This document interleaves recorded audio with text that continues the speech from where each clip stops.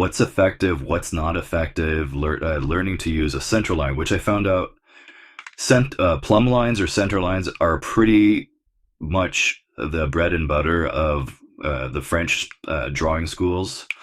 Everything uses a plumb line, usually at the pit of the neck, used to like balance and draw something effectively. If you look at any of the YouTube videos that talk about, the French masters and, the schools and stuff, it was always plumb line, plumb line, plumb line. Everything's a plumb line.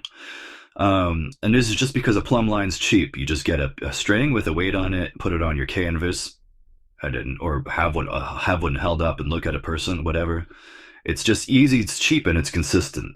And I think, as I've talked to about before, being consistent and having a go-to golden ruler, like something is irrefutable, having an irrefutable shape, having an irrefutable measuring point, having a gold standard will always be true, is really integral to art, in my opinion. Especially if you want to improve and you want to get to a point where you can be consistent and call things up in certain ways.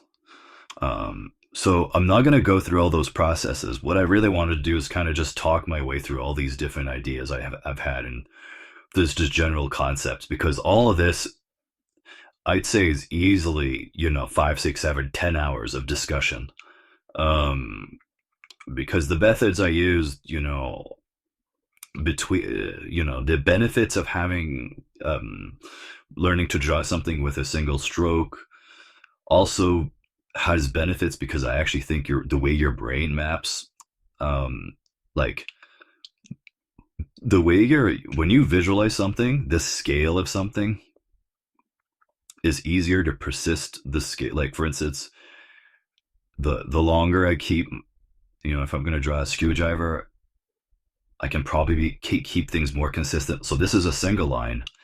I could keep the scale in mind for way longer if my pencil stays down, but if I close my eyes and I try to draw a screwdriver in components, things get, well, it's not the scale I wanted, but it's pretty good considering my eyes are closed. It's just harder and harder to kind of, the reality is this is not the shape. This is not really a screwdriver. The screwdriver I had in mind looked like this,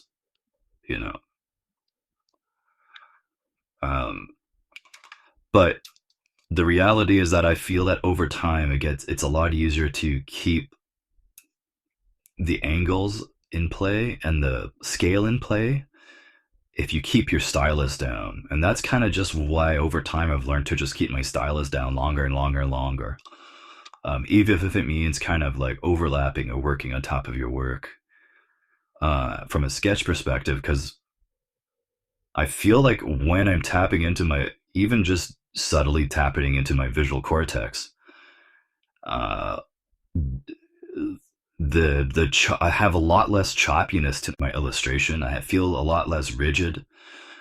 I feel like there's a more cohesion to my illustration if I persist with my pencil being down. So step 3 is that once you've gotten to learn how to draw something, and then you can learn, the next step is to then start visualizing objects, repeating this idea, but from different angles. So like take that thing you learn and learn how to draw it with your eyes closed. I'm going to try to do it right now. In a way that, learn to draw the thing you learned from different angles, and using new padding, using new, but keep all the components in the right spot. But make sure your brain, start exercising your brain to take the visual detail, the silhouette information, the components, all these landmarks, all these pieces exist, and their tangential relationships, and how they interplay, and start building them in different close your eyes, literally close your eyes, and try to see the thing you're trying to draw, if not visually from the standpoint of where you know all those components are. So if I can't see, the silhouette of the gun, if I can't see this, I could start with knowing that these are here, and that, in this direction will be, the sights, and I know that the hammer will be here, and I know the handle will be, you know what I mean? Like, just go from component to component to component to component, and that'll help you slowly build a visual ability, your ability to actually visualize that. If not, just because you're creating little signposts, like, this part is here, you're creating little flags, you're like, this part's here, these pieces are here. I know where all these little pieces are kind of in the relationship to each other. I might not be able to visualize it too strongly, but I know where they generally are, so that when you draw them, at least you're getting them in the right spot, and then you can kind of build a thing. And then the final thing is to then just be like closing your eyes. And this is, I think, where Ting Jung-yi was, is that he learned these relationships so deeply, and he learned them not as like, he didn't learn how to draw a barrel, didn't learn how to draw, all the a detail of a gun. Whenever he learned anything, he learned it in respects to the whole object as a whole. So he learned it simple, and then he's learned, other guns, and he learned how to build on top of those based components, and then add detail. But he always learned it as the whole gun. So when he's drawing a gun, he's seeing the whole gun, but with all those additional components. Even though he's not drawing the whole thing here, even though he might not be drawing the whole thing, he's built it up in his head so much that he's always starting from a base gun template. And I think a lot of the problems I used to have was I learned things so piecemeal that I was always like attaching. It was always like I never had a full piece. I never had a full thing to build off of, because everything was all piecework. So, for the benefit, really, where you want to be is you want to be able to just close your eyes and be like, see the gun clearly, visually draw it, keep accessing it, add things to it, and then always be correct. So that's probably gonna be it for today. But that kind of covers a bit of it. I haven't really told you guys how to really do all this, but I'm pointing you guys in a bit of the right direction, which is, if you can't close your eyes,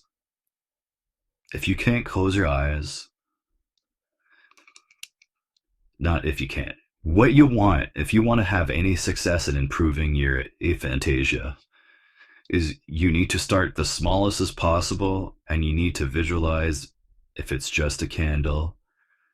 And if you can't see the whole candle, in the candlestick,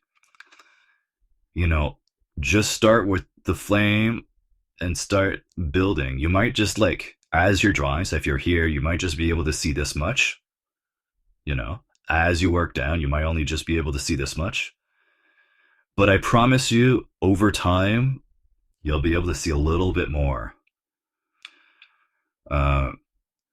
And eventually, at some point, you'll be able to actually just, like, kind of see the whole blob. And as you have it in your head, you could be like, you have an idea of where all these pieces go.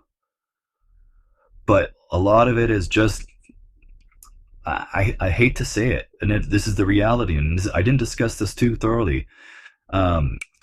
Your brain's a dirty liar, okay? You might think you've learned something, like, oh, I did this drawing, I doodled a thing. I doodled the drawing of a thing. I did some references, I copied some references, and now I know it. Wrong. Every fucking time. I even tell myself this. I told myself this yesterday, and I knew I was wrong, because I can test it. You're wrong. Every time you think you've learned something from just referencing some images you like off of, like, copying it off of Pinterest, you haven't. You've learned to reference something. You've learned to, transfer something, the reality for me, and as I did the experiment yesterday, is I was copying a bunch of dog faces, and literally the only one I can remember is of a chihuahua I drew, because it was the only one where I did the process I just talked to you about. I drew a bunch of dog faces yesterday, but the only one I can really kind of remember is this one. Uh, because it is the only one that I did where it's like I visualize like, okay, I know this line. I'll have to do another video on how to actually build this process up. But it's the only one where I close my eyes, I traced, I made sure I was like, okay, this line goes this way at that direction. It goes like this. It goes up, and then there's a little bit of a line here, and my eyes are closed again. And then where I like did the process, and I learned to do it to the point where I didn't have to look at the reference image because I could do it with my eyes closed. And just to be clear, you don't have to draw with your eyes closed on it. Like do this. You can just look at something, draw it visually in your mind, and then when you don't know what's there anymore, and you just open your eyes again, and then you repeat that process until you can do the whole silhouette without having to see any darkness. And then if you can just go not look at it and then draw it on a thing, and if it's closed, then you've kind of internalized that shape. Of all the things I learned, of all the things I drew yesterday, this is the only one I know I can confidently draw pretty close to what it was, because it was the only one I did this to. All the other stuff I had, I drew a bunch of Nick faces and I did some references, but I can only reconstruct those. Like, I can only get a vibe like where it feels like I'm on the right path to what that was. Right, and this is so bad. That's the worst Nick face I've ever drawn. So you see what I'm talking about? Like, it's like, I know that he's got this shape. But I can only reconstruct or slowly as I draw vibe out what I think what feels right. But at this point, I'm not using my mind. I'm not using something I've encoded in my brain at all. I'm using the canvas. And you will never be able to beat your mind's eye as far as speed goes. Your brain is always going to be way faster at visualizing. So being able to just close your eyes and being like seeing a character do like the face you want him to do. See if I can do it right now. I'm slowly trying to build these aspects up. I'm gonna see if I can get him with a mouth open.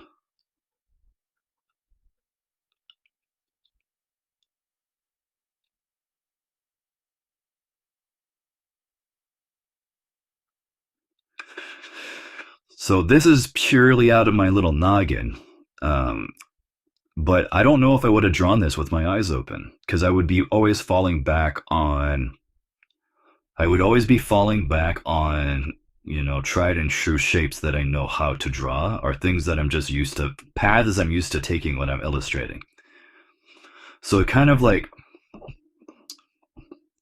of just cracks open a little window into like shapes, drawings, ideas you don't normally have access to.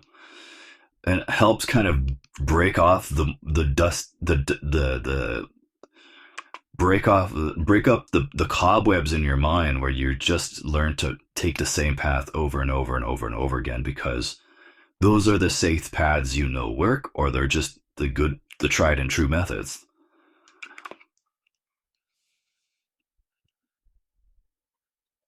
Yeah, like I'm gonna be honest. I mean, I see darkness and fog most of the time. I feel like I'm a little RPG character with a little lantern quite often.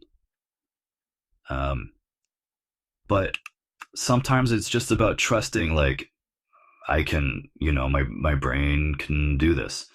And as you improve this, you get to a point where you can just like, you close your eyes. And I know it's weird. It's like when you're drawing, you're thinking, well, I'm going to draw on a piece of paper. I'm not going to just sit there with my eyes closed. But the reality is that your brain can really flip through so many things way faster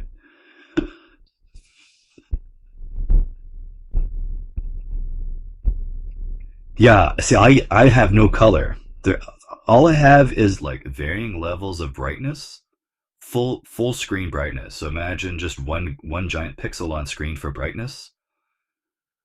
That's all I get, and then I can like suss out details in the gray.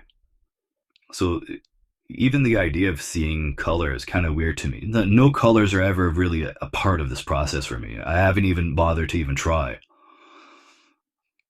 It's such an alien concept for me to want to try to see color when I think about this process, that I haven't really even started to tackle that aspect.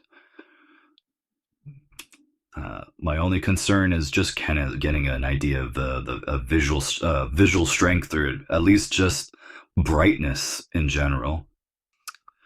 But I think the ability to slowly superimpose what you're seeing and then apply it, even, and there's multiple ways to kind of broach this. One way is to just kind of see the shape in your mind, get an idea of what it is. So let's say there's a guy arms up and is like kicking a leg, and you can't draw it, but you know that but you can be confident that the general silhouette would look like this. Well, you could just build from that. You can just be like, okay, I I visualize this, and then you can just kind of go into quadrants where you're like, okay, if I were to deconstruct this area, there'd be a you know what do you call there'd be a negative space here, and you can slowly kind of chisel away from larger components. This is not my preferred method, but this kind of works too. But I think it's the reason why a lot of people have a hard time with aphantasia is they've spent so these days they rely too heavily on their canvas for doing something their minds have no longer can do, or have not enough muscle to do. And it's because it's very unnatural component for a lot of artists who feel like art means drawing, putting lines on paper. And the concept of just sitting down there doing nothing and then grasping at an image until there's something firms up of any consistency, of any consequence, even if it's just like, I can't really see this shape I want, but at least I know, you know, that it occupies this space. And then there's another person over here whose shoulder is in the way. You know, it's really important you start doing it in any capacity. It's really important that you find a, a chink in the armor and start applying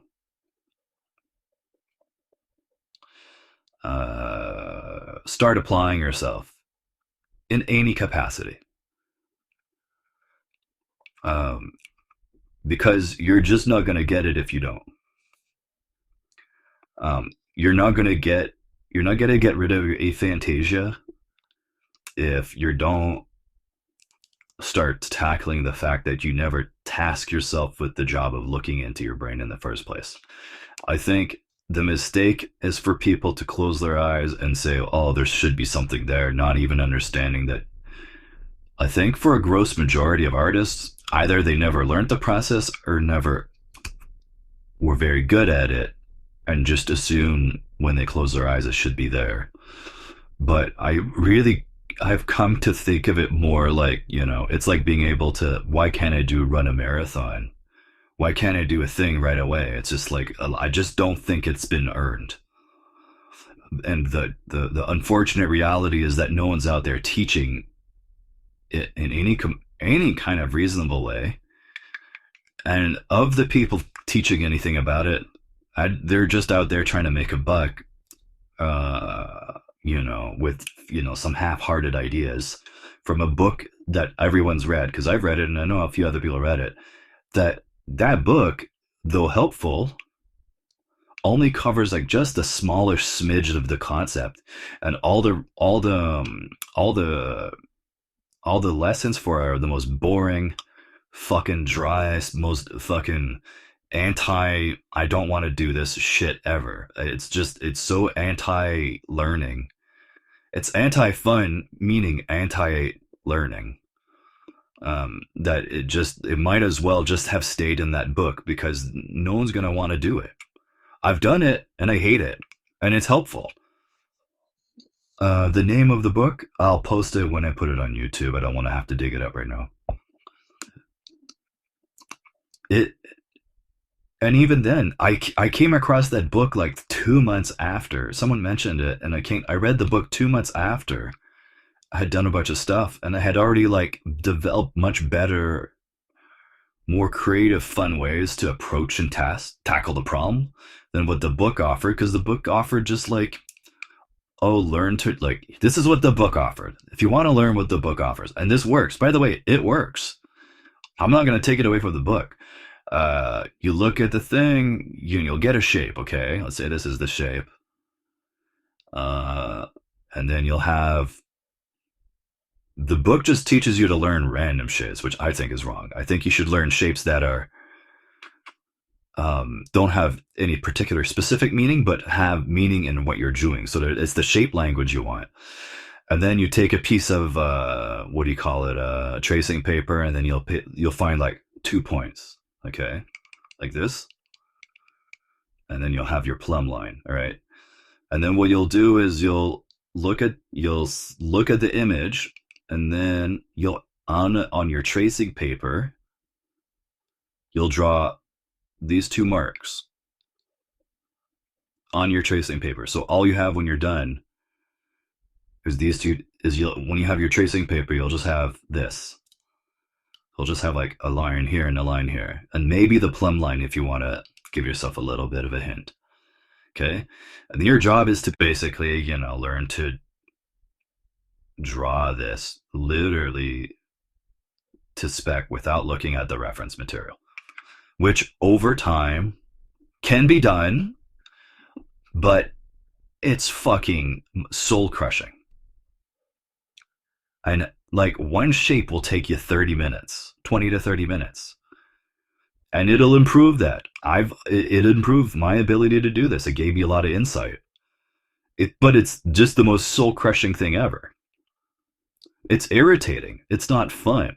If you want to learn how, it's beneficial if you want to learn how to draw every bone by heart and all the little protrusions and call them up when you want. If you want to learn how to draw the silhouette of every flower, if you want to learn how to draw exactly the shape of every single leaf that exists, you could learn that process and you can mechanically insert that into your brain.